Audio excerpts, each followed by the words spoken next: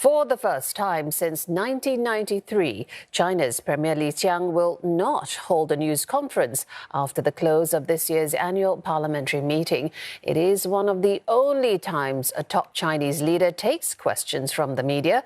The decision comes as a surprise, as it's a departure from a long-standing tradition. CNA's Deborah Wong unpacks why this matters. 统筹考虑以上安排。今年14届全国人大2次会议闭幕后，不举行总理记者会。如无特殊情况，本届全国人大后几年已不再举行总理记者会。 Surprises all around as China scraps the widely anticipated Premier's press conference for the first time in about 30 years. Officials say there usually overlaps in content with other ministerial press conferences, and that reporters would already have access to relevant content. The Premier's press conference was first held in 1988.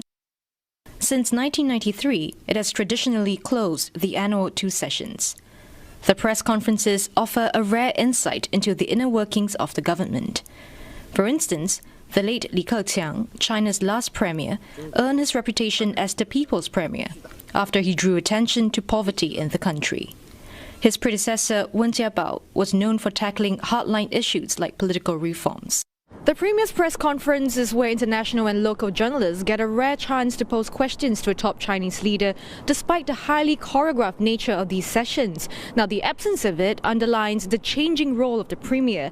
In fact, Li Qiang's first press conference last year was shorter than that of his predecessors. In recent years, there have been changes to conventions in the way that the government and the party does things. And this appears to be one of them. The official announcement from the government also said that there will be other avenues in which the global press and media would be able to interact with the government.